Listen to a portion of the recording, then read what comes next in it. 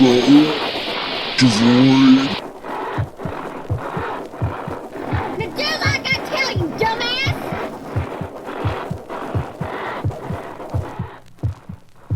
Depot Devoid.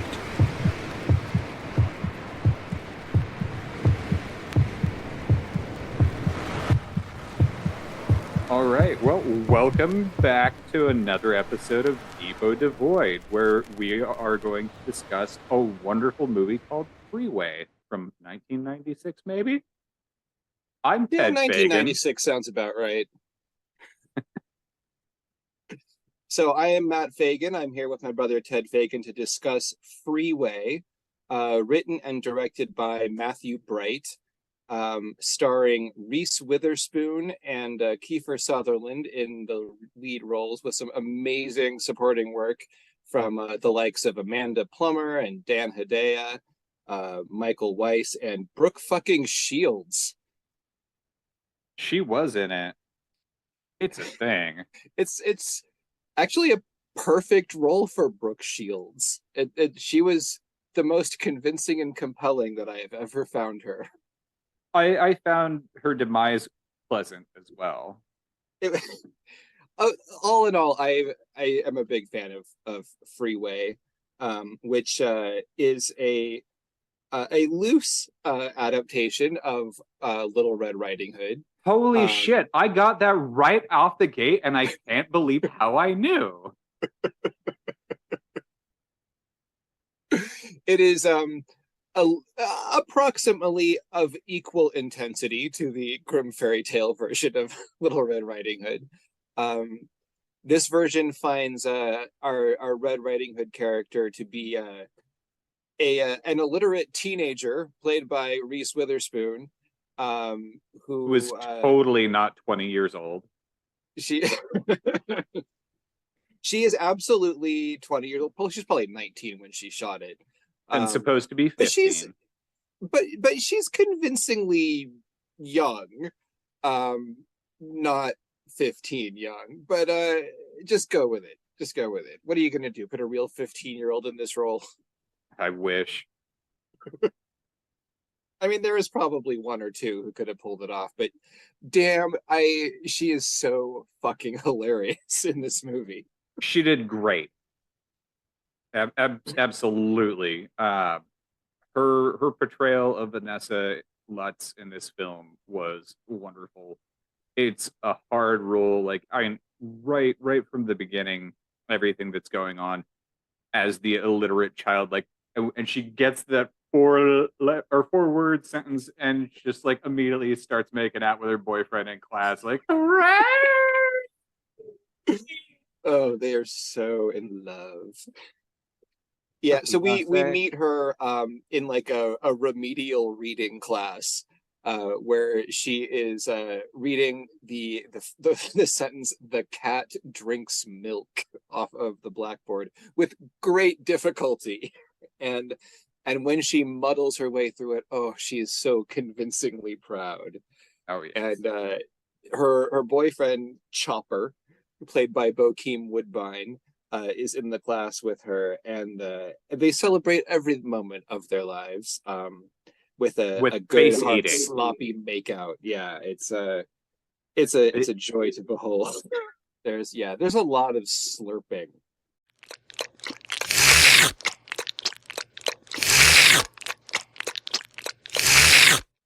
It's intense. Yeah, she's pretty committed. Her life is not the best.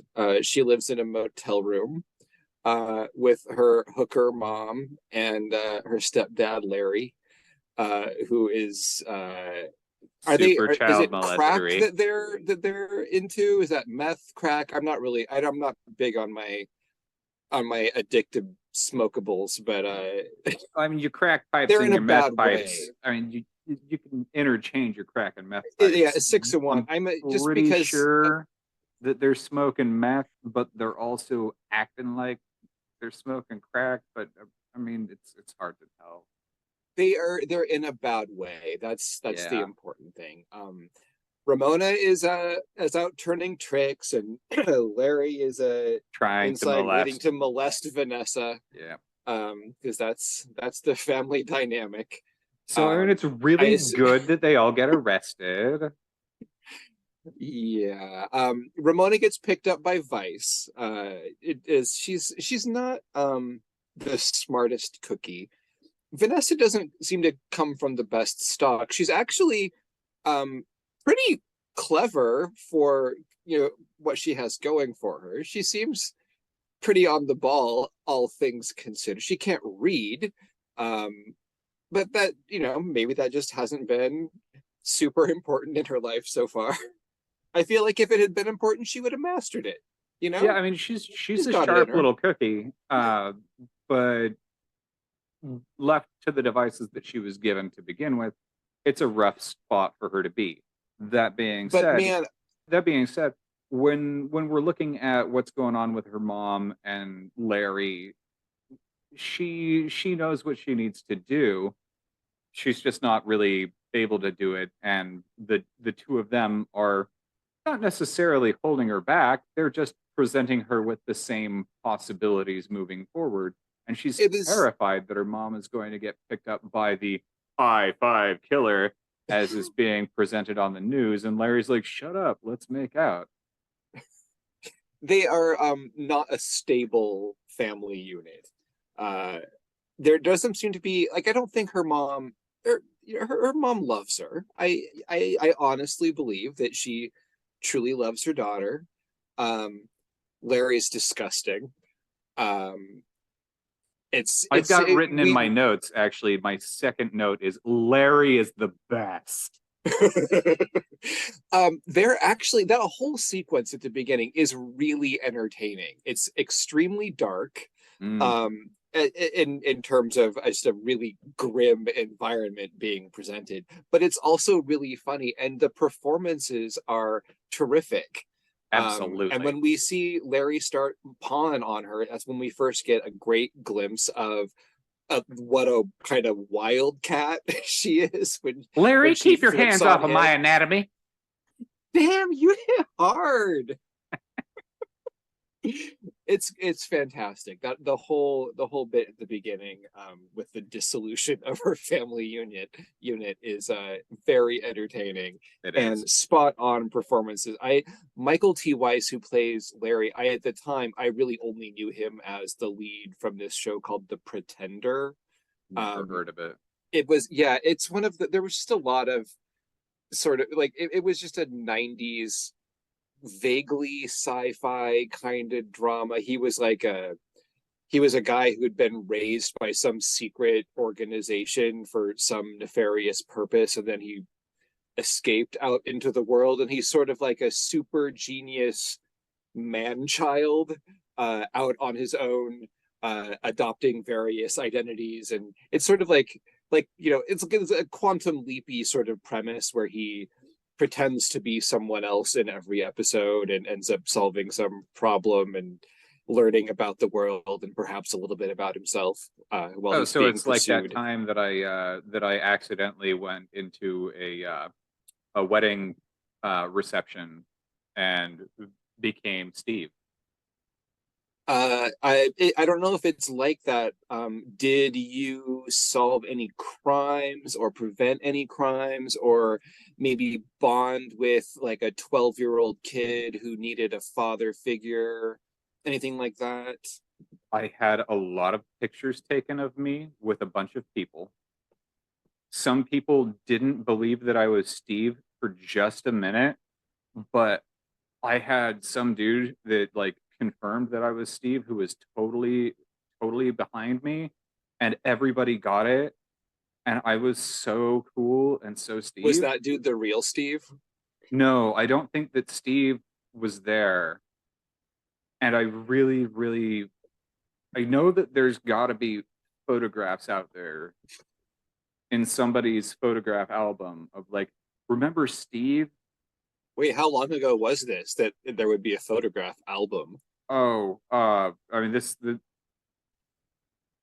I was married to Michelle, and we were staying at the Valley River Inn in Eugene, and I went to go pick up a 6-pack of beer, and then I accidentally walked into this one reception room that some people had rented out for a wedding reception, and this guy grabbed me and said, Wait, "Hey, you were Steve." buying beer at the same place where there was a wedding reception? No, I bought a 6-pack of beer from a store down the way, and then I was coming back into the hotel, and I stumbled into the wrong okay. room, and a guy grabbed me and was like, "Hey, Steve, it's been so long."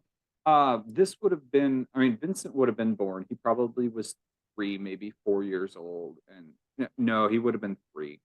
So this was 14 years ago. Okay. So I was 26, and it had been 8 years since anybody had seen me since high school, but I wasn't Steve.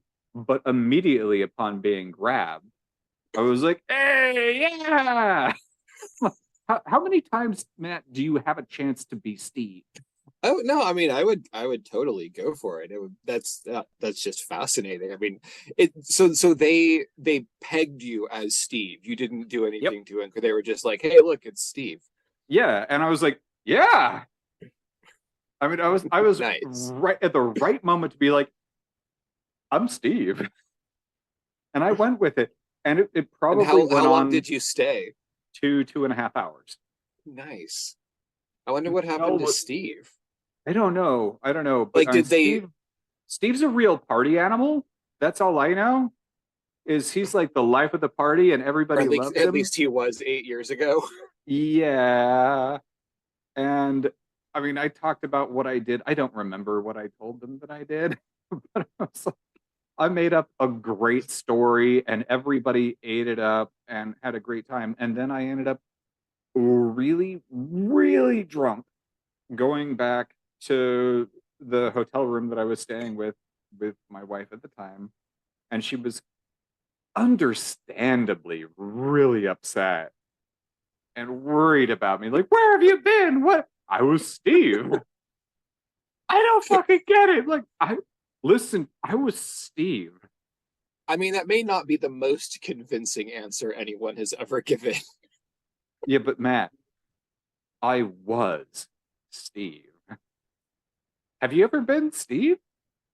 I haven't, but I hope something equally interesting was happening to Steve at the same time. I hope Steve's okay. Because if Steve lived every day like I lived my one night as Steve, he's dead. He's really dead. Well, being Steve probably isn't as much of an escape as it is for you. That's true, but I really had a feeling that He that's has who to Steve was. sustain being Steve. He has to actually be able to keep up with it. That's what I mean. I know I He's died. probably set a different pace, is all I'm saying. Maybe.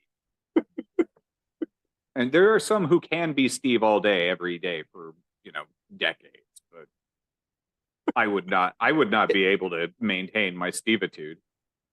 I would rather be Steve than Larry, I can tell you that. Well, I mean, Keeping Steve up didn't with have being crack. Larry. Larry in the back of the car, just laughing out the window. Actually, before that, Larry and Ramona handcuffed side by side on the couch, Laughing and loving, laughing, and then getting super serious real fast. And poor Vanessa, like, feeding her mom the cigarette. taking it out of the mouth for the hugs. Oh my God. Fucking Ramona is like ridiculous. Like, what was it? Like, my sister happened to die 3 months ago in Washington. I'm and trying to get off methadone. methadone. Oh, she's amazing. It was good. Yeah. That was a fantastic sequence. When they're arresting both Ramona and Larry and calling Child Protective Services on or for Vanessa, it's a very heartrending scene, but they do a wonderful job of portraying every moment with Vanessa as, yes, she needs the help, but she will not accept it. And she honestly can circumvent all of these things. She doesn't need the help. She's got it all together.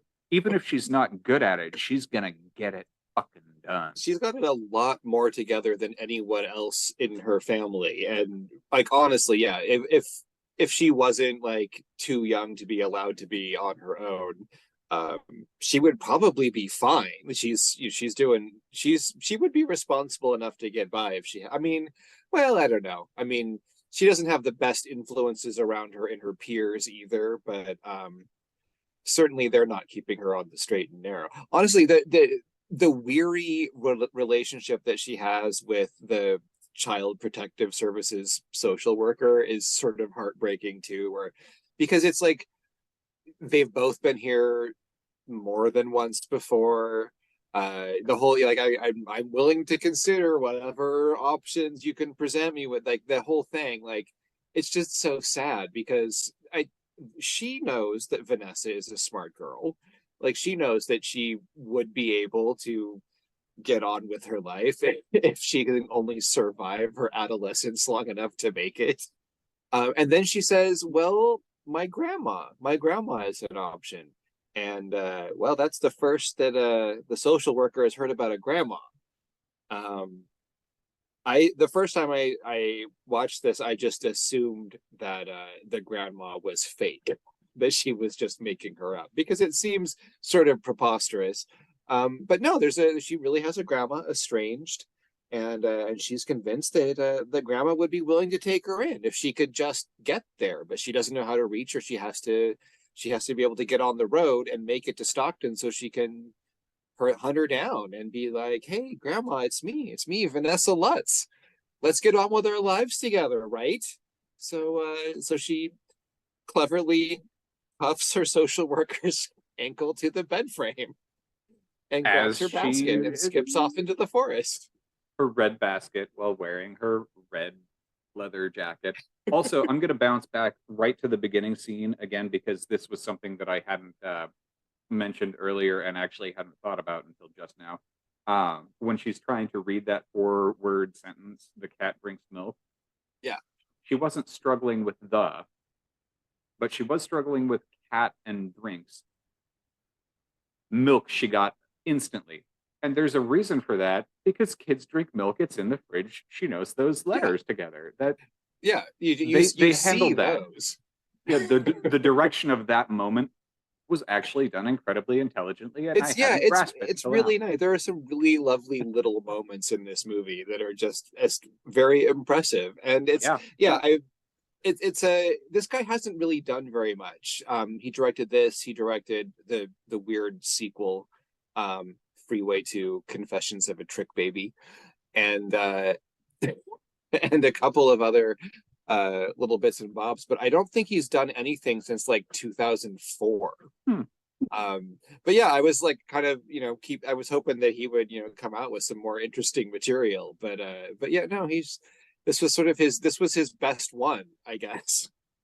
It's definitely a great movie, and that's I am impressed, and I guess I've already, expressed my feelings about the entire movie right now, so stick a fork in me, I'm done. It's fucking great. Well,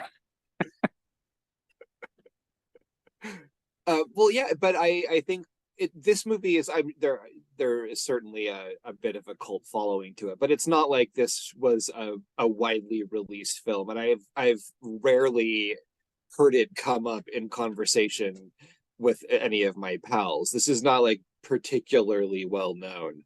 I've never seen it before. It's just sort of was under the radar, and I think that, I mean, it was during, if there was ever a time when there was maybe a glut of independent films that were given limited theatrical releases and then sort of dumped onto the video market, there are just so many that you didn't get to see them. Like this was the time in the mid 90s.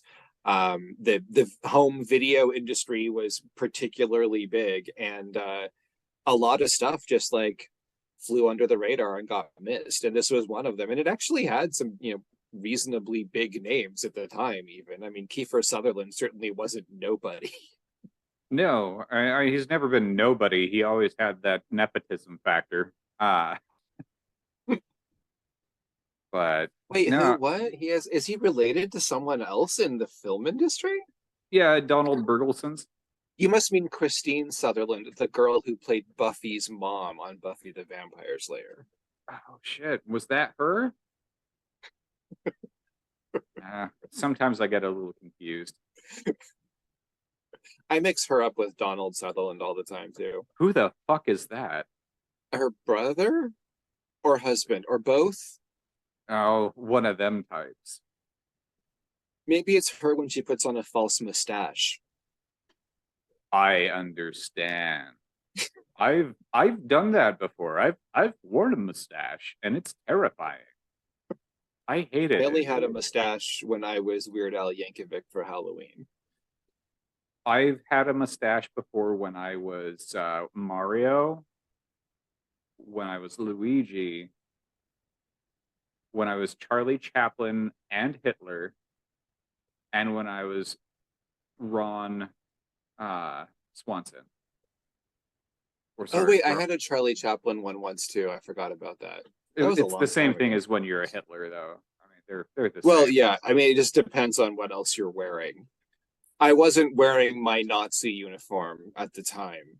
Yeah, I've never had one of those, but I did have a green jumpsuit, and I felt that was close. But I mean, I've had a green jumpsuit too. I don't know what that has to do with the Nazi uniform. Well, it was just what I had at the time. It was a uniform, and I was in the process of trimming my facial hair down to something. So you kind of it's a de-evolution, or devolving from one to another. You got to start from one and go down to another. You end up, if you don't shave the mustache first, then you end up a fucking Hitler. I think the trick is you have to put on the bowler hat before you shave. That was my problem. I had the bowler hat the whole time, and it came after. I guess next time. You'll know better next time. The next time you find yourself shaving while wearing a Hitler costume, you will think twice about what kind of headgear you put on. Hey, come on. It's not a Hitler costume if you're intentionally trying to be a Charlie Chaplin. I mean, who knows? Maybe he was wearing a green jumpsuit. He was in black and white. I'm pretty sure that I've seen you purchase a set of Hitler underoos. I don't even know what that would be. You bought them at the KKK Mart. That was good. Well done. I apologize to everyone. Apologies are necessary.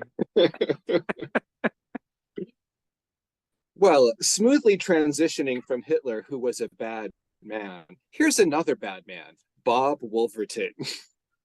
Who's obviously not the Wolf from actually, Little Red Riding Hood. Before we get that, we should probably very quickly say that before she hits the road, she stops off and visits Chopper, and makes out with him some more super hard from through the car window. And then he gives her a gun to take with her on the road to Grandma's house. So she can sell it.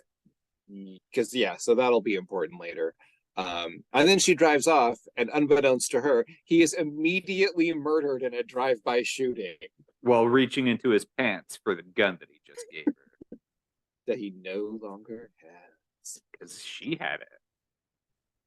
It was And I assume that by killing Chopper at the beginning of her journey, it's their way of letting us know that the kindly woodcutter will not be saving Red Riding Hood at the end of the story. It's a thing. So I mean, that's where it actually changes pace from Red Riding Hood. That's the one spot. The rest of it's the same. Exactly the same. So I mean, The we really extended don't have to women's talk about the prison rest of it. sequence from Red Riding Hood was my favorite part of the Grimm fairy tale. Yeah, and also fucking up the guard with the toothbrush razor. I mean, same thing. So this is over. It's weird that it was across great. all Thanks, cultures, guys. We'll talk about the next movie next time. I love that across all cultures, the one thing that every version of Red Riding Hood's myth has in common is that in every version, the Red Riding Hood character, whether it's Red Riding Hood or just Riding Hood or Little Red Cap, always makes a shiv out of a toothbrush and saran wrap. And fire. Well, I mean, yeah, I mean that's how that's why it connects to the Prometheus story. Yeah, I mean, you got to get the aliens in there somehow. That's definitely the Prometheus I was talking about.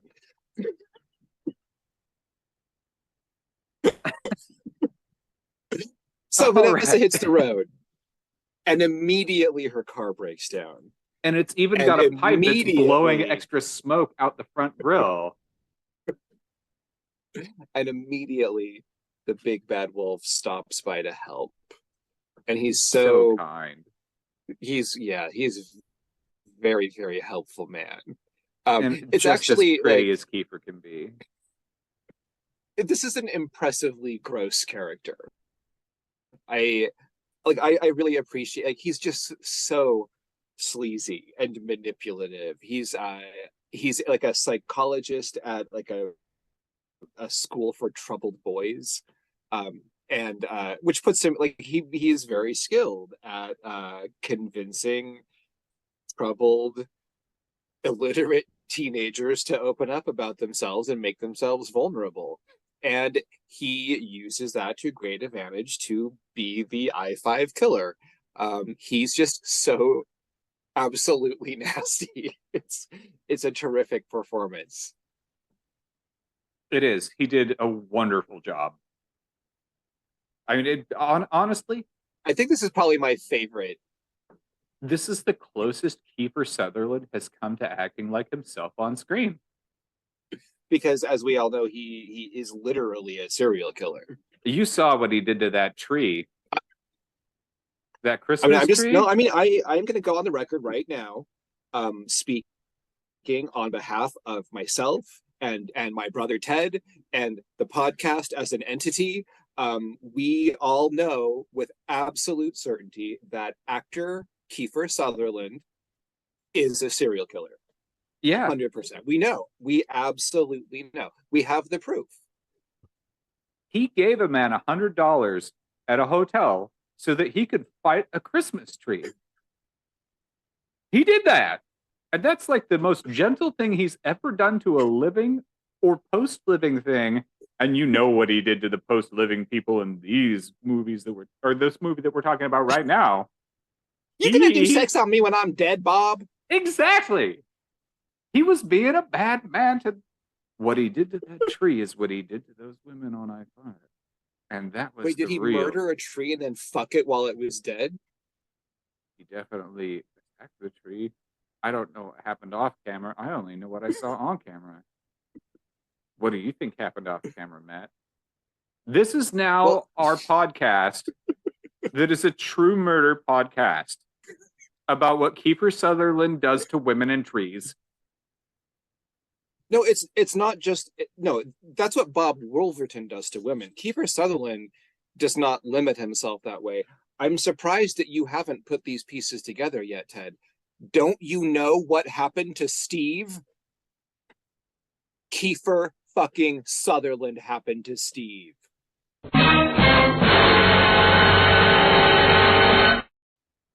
I'll be damned. This is another level. Fucking Holly weird, am I right? You got it. You got it. What all these right. elites get away with. Kiefer Sutherland, we're calling you out. We're calling you onto our podcast. Kiefer?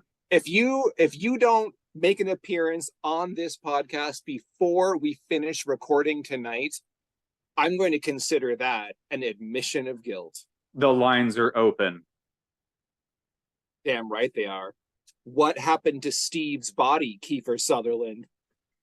Where is it?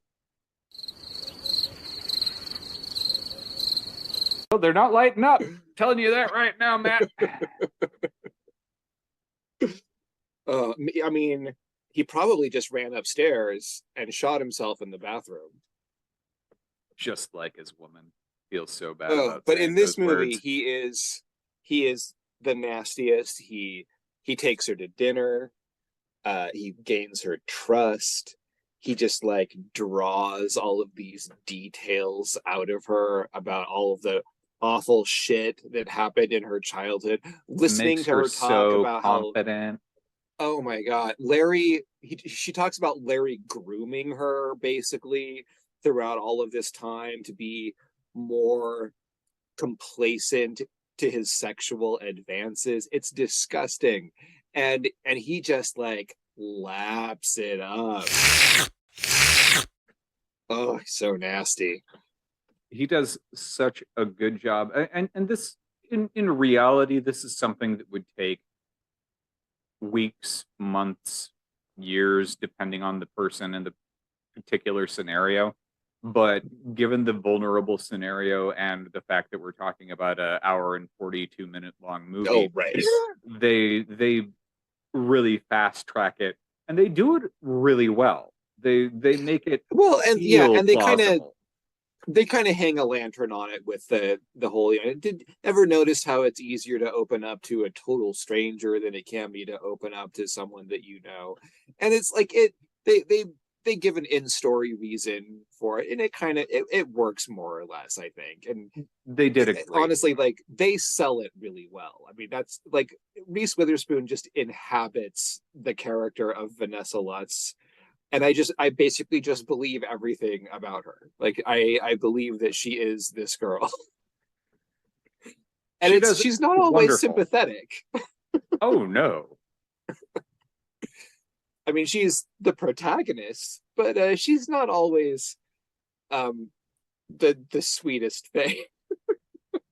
Yeah, no, after Bob twists everything up and essentially reveals himself to her to be the monster that he is, the response from her was wonderful when she gets done getting hit in the face and bounces into the back of his Ford Explorer and grabs her gun. Drop that razor out the window. If you try anything, I'm gonna shoot you so many times. And he then still continues to like wield his I am a confident white adult male in my 30s power at Oh, he's her. such a piece of shit. I've been I'm a young girl who's been in the system so many times. After wielding that power at her, and she just realizes that she's been defeated, or rather accepts the unrealistic perception that he's presented that she has been defeated. She's like, do you accept Jesus Christ as your Lord and Savior? What? Do you accept Jesus Christ as your personal Lord and Savior? Yes, I do. And then she fucking shoots him. I was so happy. I didn't know where this was gonna go, but god damn it, when she pulled the fucking trigger, I'm like, she's a smart cookie. She really is. And it really, that whole scene, it makes sense. I mean, his confidence after she turns the tables, you know, he knows that he can convince her that no one's going to believe her.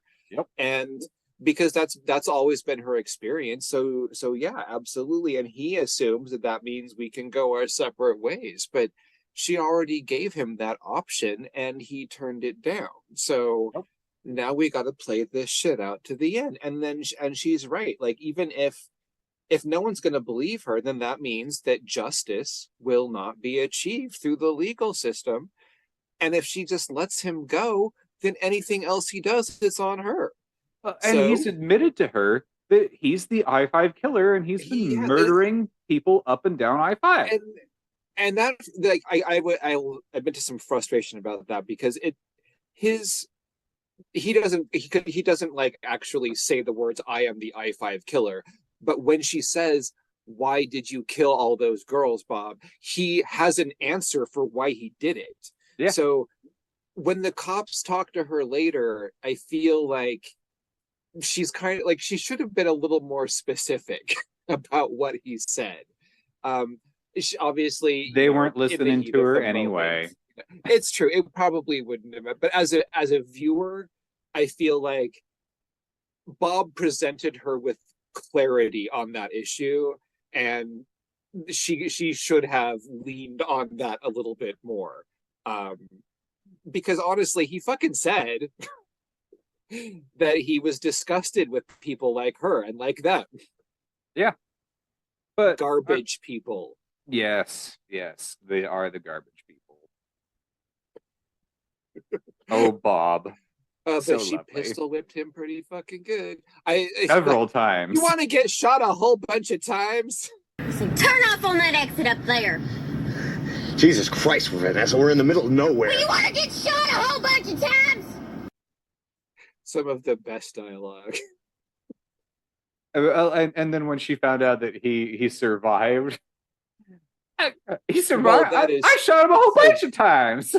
Beautifully preposterous how he survived. I mean, she shoots him a lot, and he goes down hard a whole bunch of times.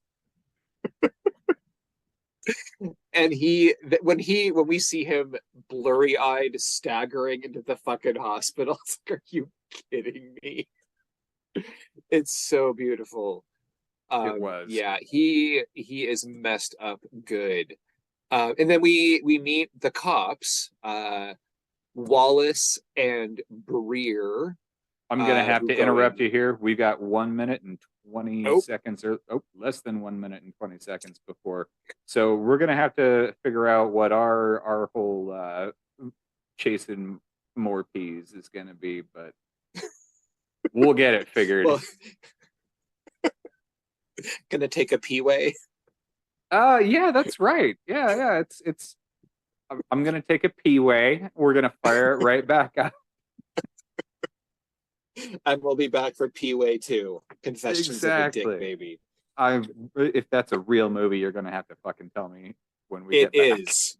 God damn it. All right, I'll be back. We'll be back. Well, ladies and gentlemen, welcome back to this week's episode of Fable Roundtable, where we will be discussing our favorite instances of fairy tales being adapted into modern culture.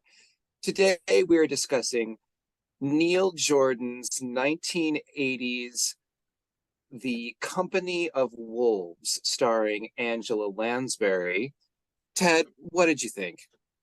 My favorite part about it was when Angela Lansbury went full on werewolf and ate the child.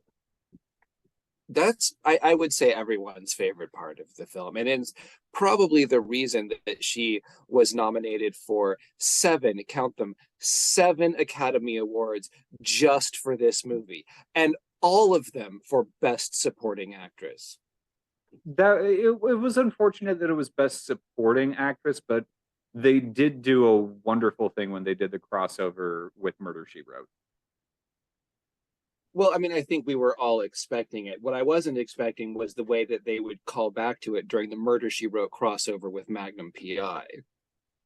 I don't think I'm familiar with that one. Oh, it's awesome. Jessica Fletcher in Hawaii. Even better than when the Brady Bunch went there. Oh, God. Did they do that too? That would have been even better, especially if they got eaten by Angela Lansbury. It's beautiful. Well, yeah, and then the episode ends with them believing that the wolf line has been defeated. But then there's that right before they cut to credits, they show that little twinkle in Cindy's eye, and you see the little scratch on her neck, like right under her golden curl. And then she had diamond skin. Don't tell me. It did go that route, didn't it? Then she started playing baseball in the thunderstorms. Oh God. Everything's connected. As you can see, that's a much better version of Little Red Riding Hood than Freeway. Ah, all right. So where were we? Well, basically, Bob is not dead, but probably should be. Not probably. Vanessa, all bloody, goes to a diner and finds the police waiting for her outside. And basically, we start a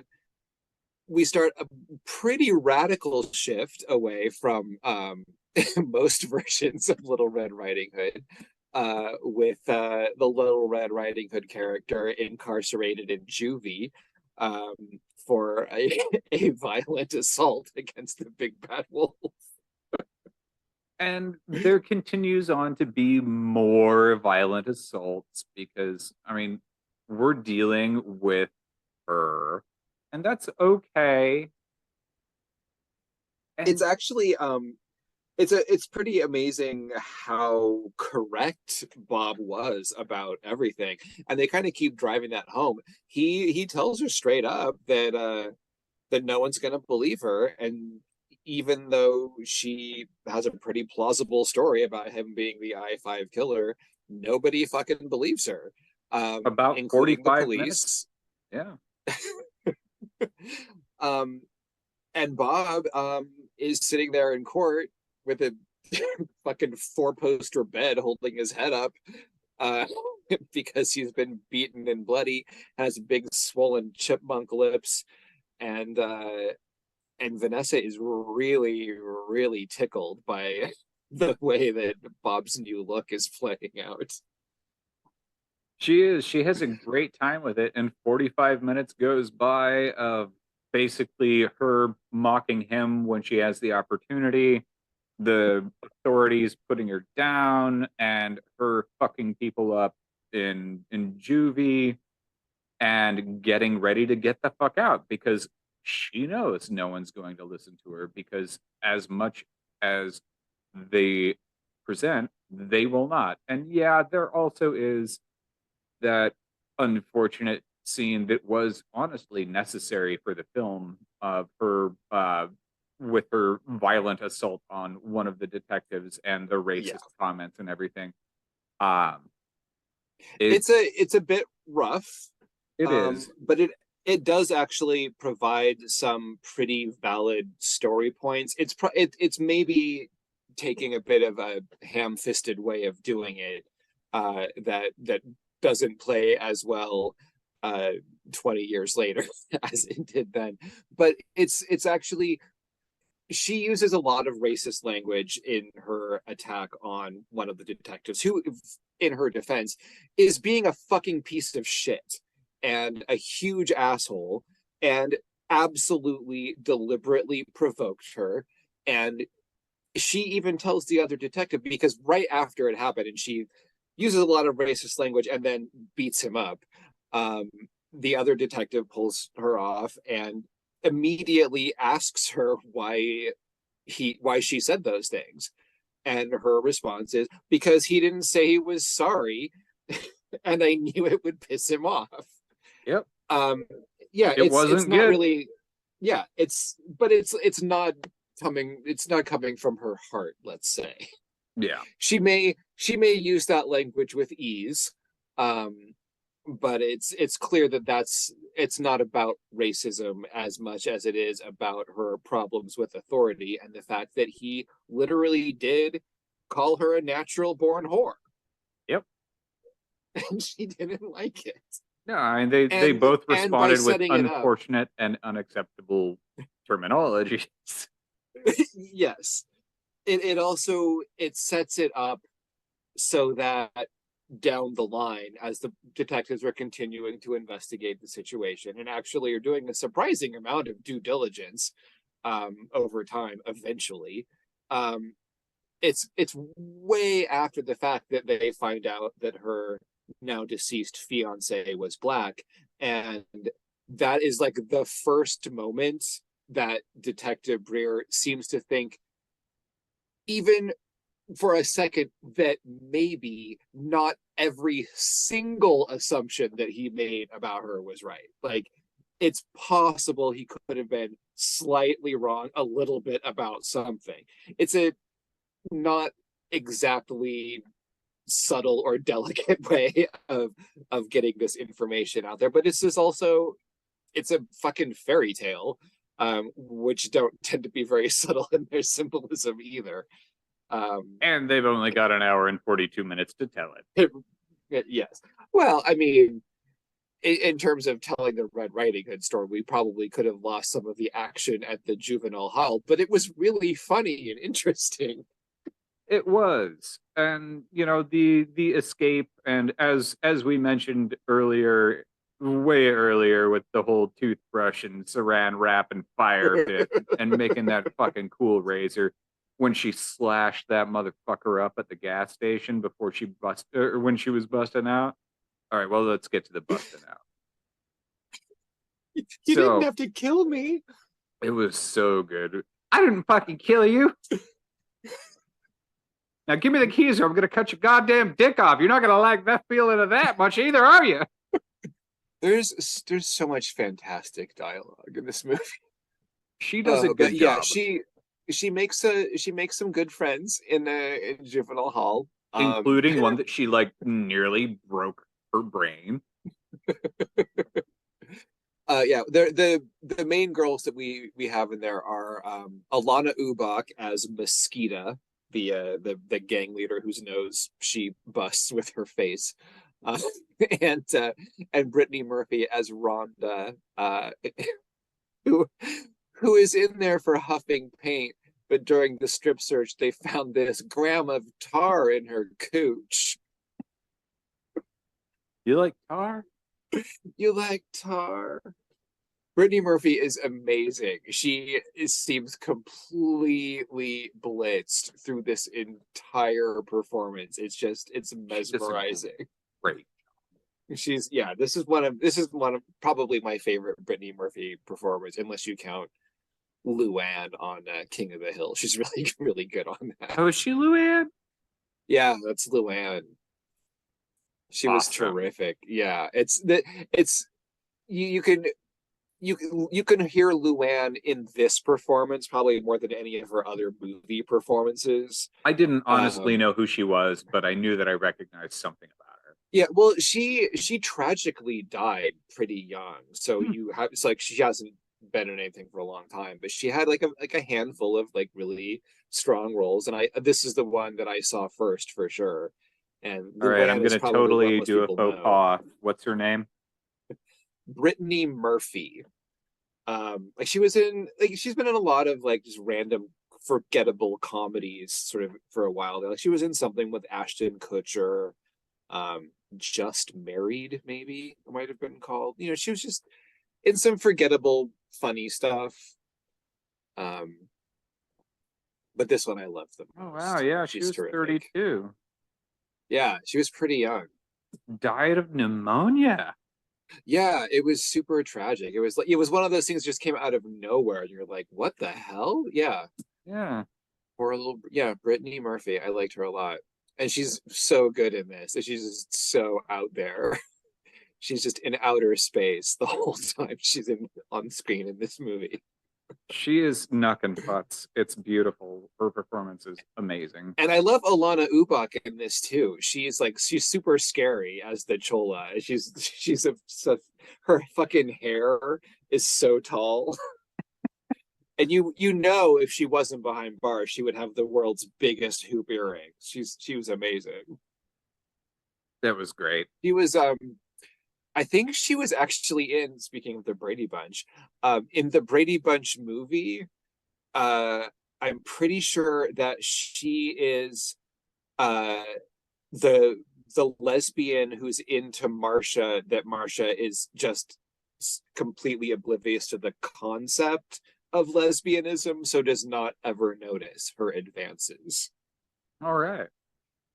I saw that in the theater and I don't remember why.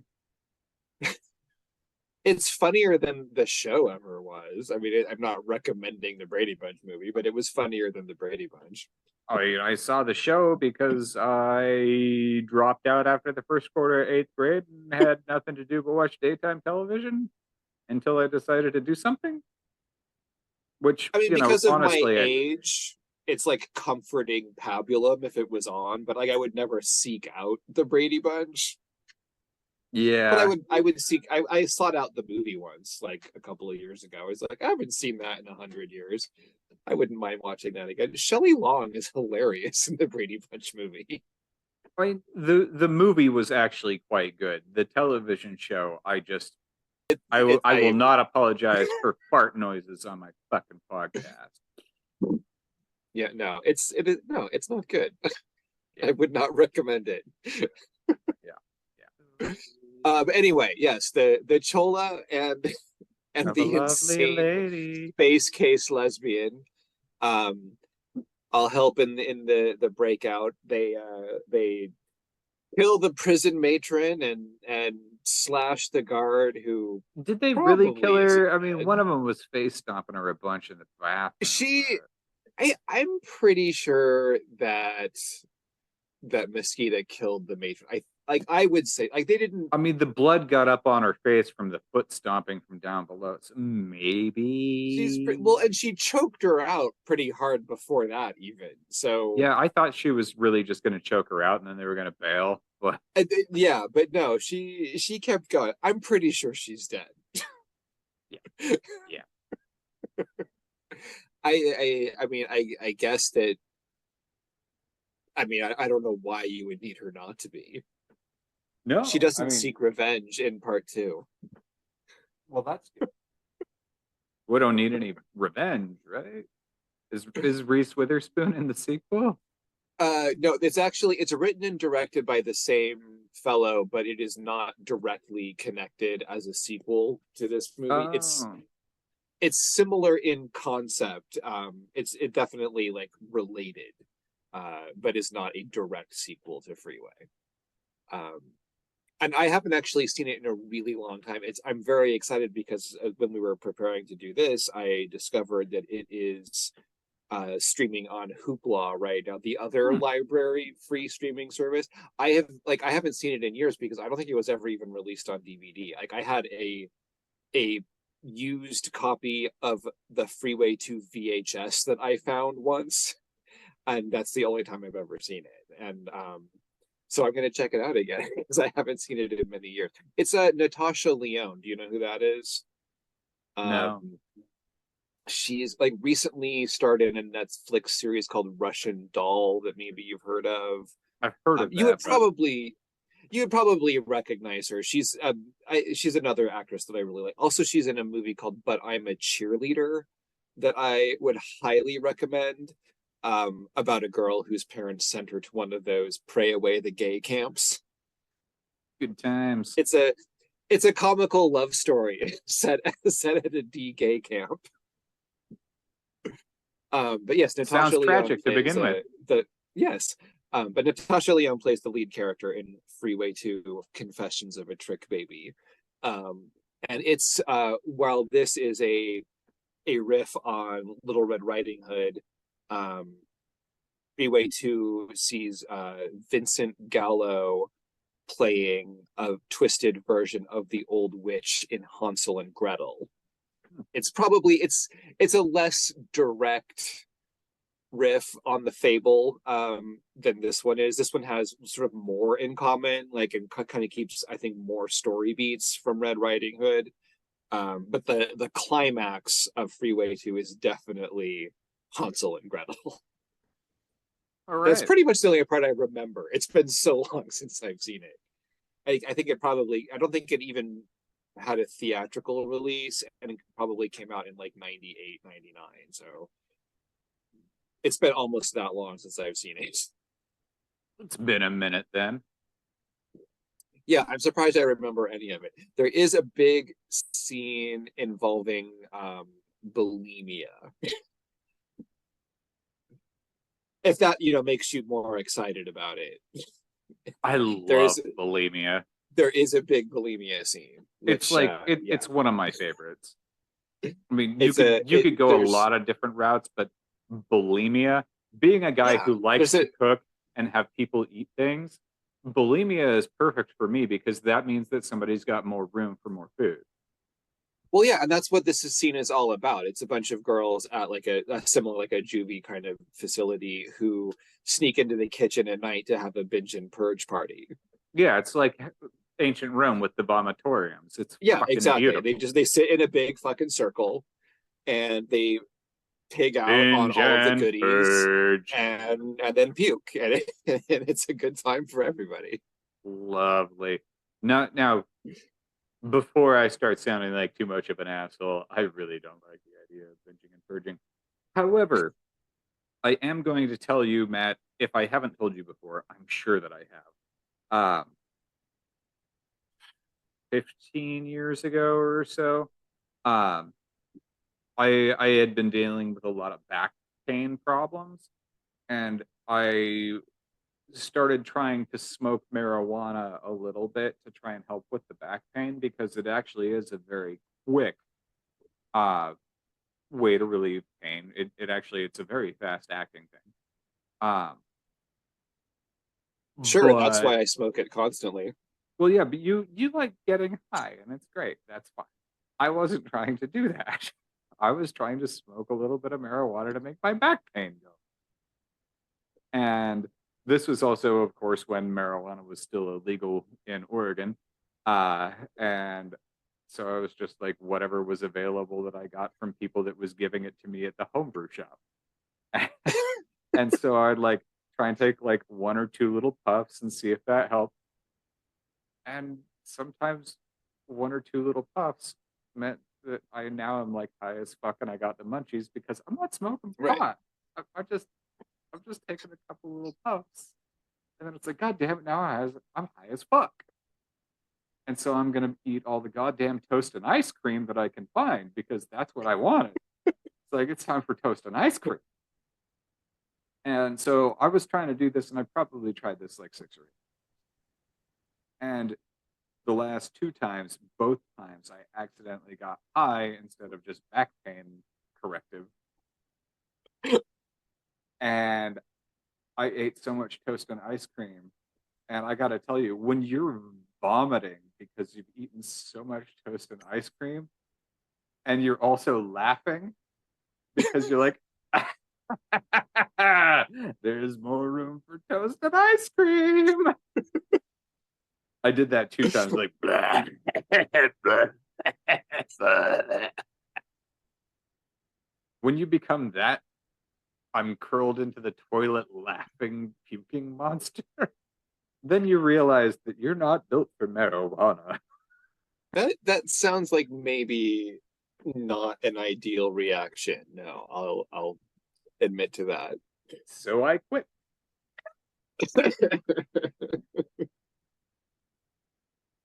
Ted is That seems not. fair. Yeah, Ted is not built for that because apparently toast and ice cream overrides the ability to have back pain fixing. The more you fascinating. know. The star is shooting across the screen. I have given a public service announcement. Yeah, well, I'm smoking this marijuana right here, just because I'm holding it for a friend. Hey, sometimes you got to do that. I just can't play that It's game. not mine. You know what, Matt? It's for a friend. You don't have a toast and ice cream problem. I have a toast and ice cream problem. I tried to make a pie earlier, and you know what problem I have is an insufficient number of sticks of butter in my refrigerator problem. So I had to pull them out of my freezer, and now I have to postpone my pie. And I consider that to be a pretty big problem. That is rough. I made a good pie. I made that lemon variation on the key lime pie that I was telling you about. And was that okay? Real good. Good. I still think that I prefer lime, but you got to play the game, or else you won't know. So I guess. Or else you're gonna find out. Yeah, and tangentially, we should probably get back to show. Marijuana and pies aside, toasted ice cream away. Pie is always on my mind.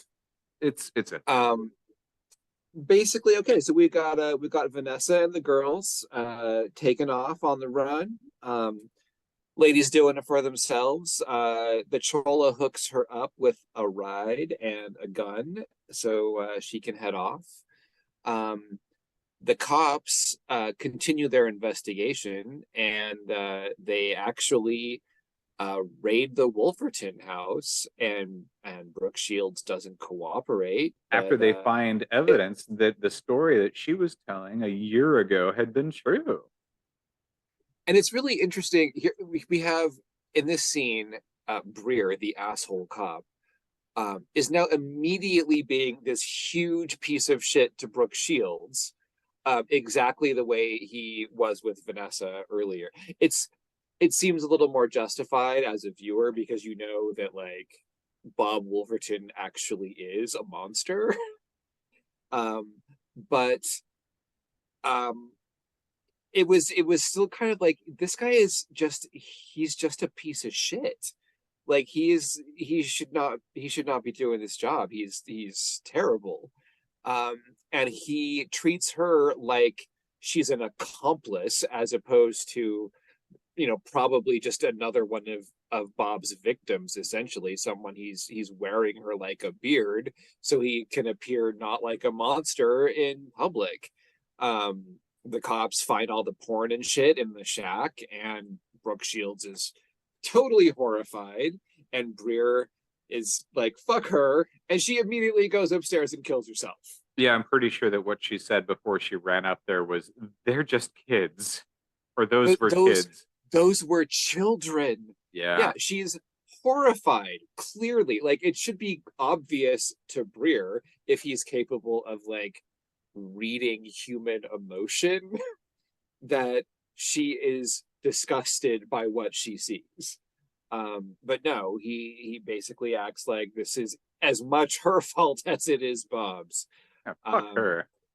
Yeah, and so she kills herself, and Bob comes home from physical therapy and sees all the cops outside. Is like, oh shit! So he drives away, and then pulls out the picture of Vanessa's grandma with the address and heads on over there to do the oh my god.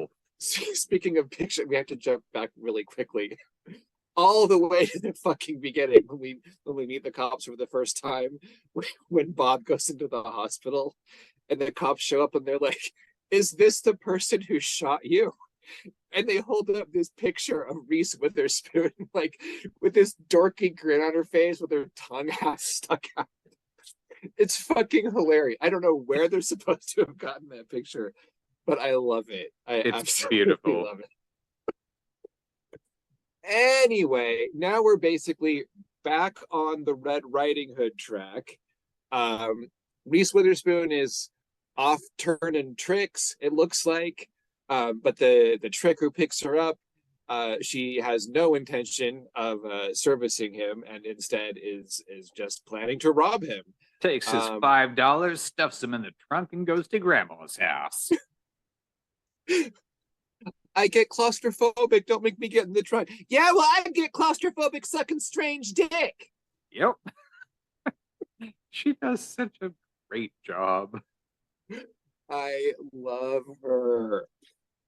So Reese Witherspoon is on her way to grandma's house.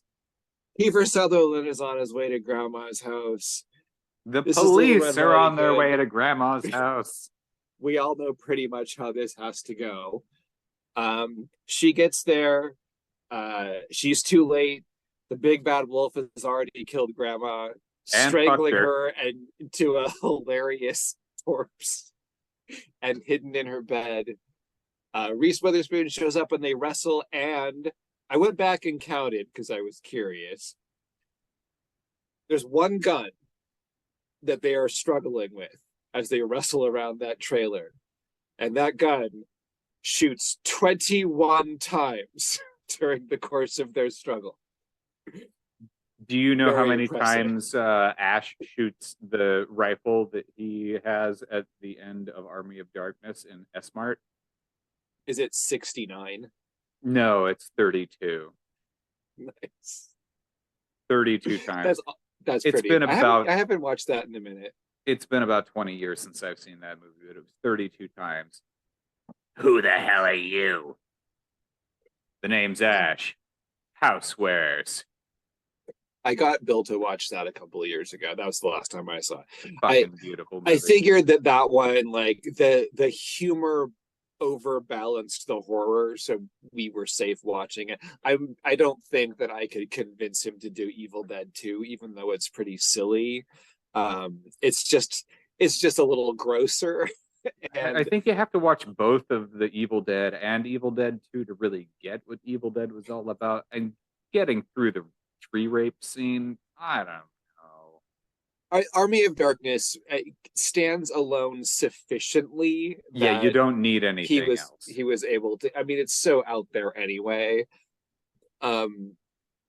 And he, at that point, I had gotten him to like Bruce Campbell by introducing him to the Adventures of Briscoe County Jr. So it was a pretty easy sell. I own that series, and I don't think I've ever finished. I love it. I own that series as well, and yeah, Bill really enjoyed it. So that was a pretty good entree to Army of Darkness, which he may Good not move. have been into otherwise. It was good stuff. Anyway, yes. So big fight, 21 shots. The cops are completely useless. I did love Reese Witherspoon's ass kicking style. I don't know how she kicked his ass, but she kicked his ass and then she throttled him somehow to death. Goes out there and waits for them, and then they come out and she's looking all like the makeup that they did to make it look like 74 different streams of tears had come out of her eyes was beautiful. And then she's like, anybody got a cigarette? They're all like, got a cigarette. Beautiful end to that movie. It is.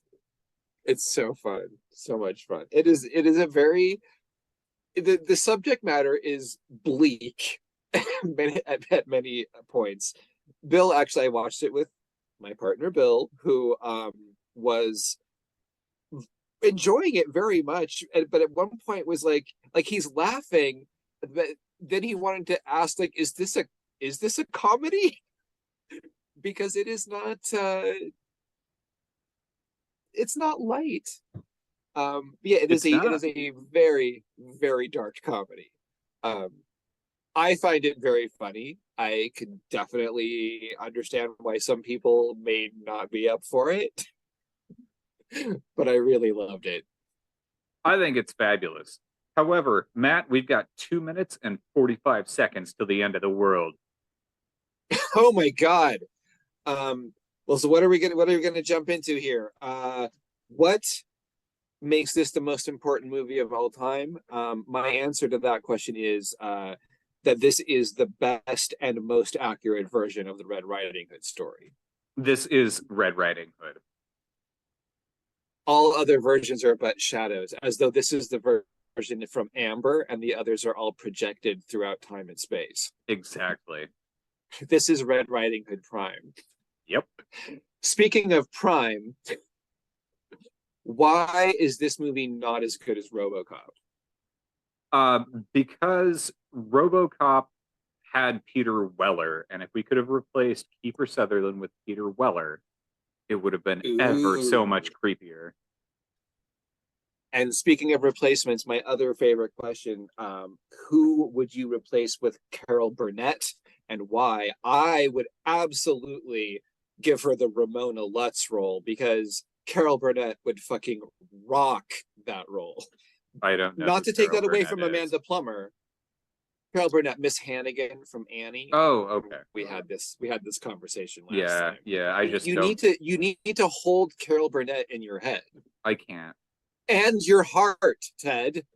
That's where Carol Burnett lives. This is going to be a recurring thing, man. It's just going to be recurring. I don't know who this person is now. I love you, Miss Hannigan. Goodbye.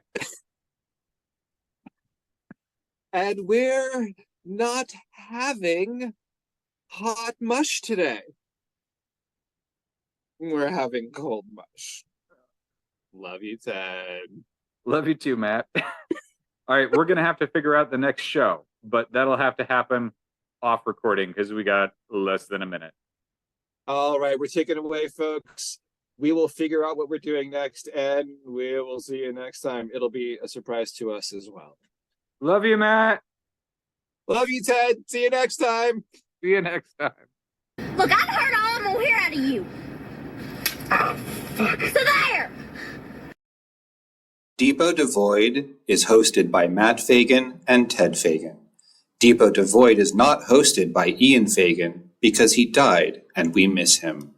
Reach us at depotdevoidpodcast@gmail.com.